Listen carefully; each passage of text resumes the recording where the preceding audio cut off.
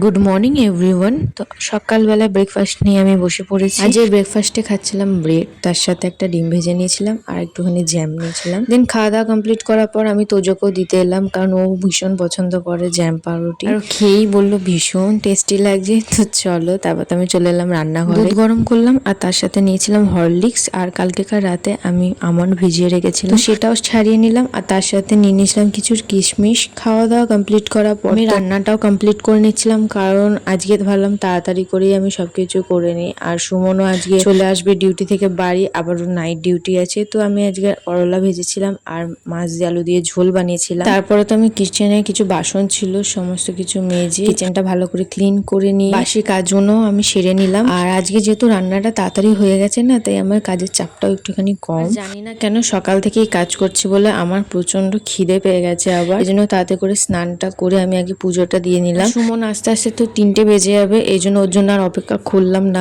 আমি একেবারে খেতে বসে পড়লাম। আর আমি তো রান্নাতে বলেইছি কি কি করেছি। আর মাছ আমি খুব একটা ভালো খাই না, শুধু ভাজাটা খাই। আর এরকম যদি পাতলা করে একটু ঝোল বানায় তাহলে সেটাই ভালো লাগে, সেটা আমাকে মা বানিয়ে দেয়। দেন তারপর তো ও চলে এলো বাড়ি, আর কিছু সবজি নিয়ে এসেছিল, ওকে বলেছিলাম যে শেষ হয়ে গিয়েছে, তুমি নিয়ে আসবে। সেগুলো ঠিক করে আমি ফ্রিজে রেখে দিলাম। আর সন্ধ্যাবেলায় আমি নুন চিনি জল গুলে খেলাম, কারণ হুট করে আমার একটুখানি অ্যাসিডিটি লাগছিল, বুক জ্বালা করছিল, বুঝতে পারছিলাম না যে কেন হচ্ছে। তোমাদেরকে তো বলেছিলাম ওরা যে নাইট ডিউটি, ও চলে গেছে ডিউটি। অবশ্য ওর জন্য কিছু আমি খাবার বানাতে পারিনি, ও বাইরে খেয়ে নেবে। আর আমার শরীর খারাপ থাকায় মা এসেছিল একটুখানি দেখা করতে, এই জন্য দিদা চা বানিয়ে দিয়েছিল। তারপর মাও চলে গেল বাড়ি। আমি ওটাই ফাঁকে ফোন করে জিজ্ঞাসা করছিলাম যে পৌঁছেছে নাকি, কারণ 12টা বেজে গিয়েছিল রাত্রির। তারপর তো রাতে আমি খেতে বসে পড়লাম। তো চলো আজ দিনটা এভাবেই কাটা।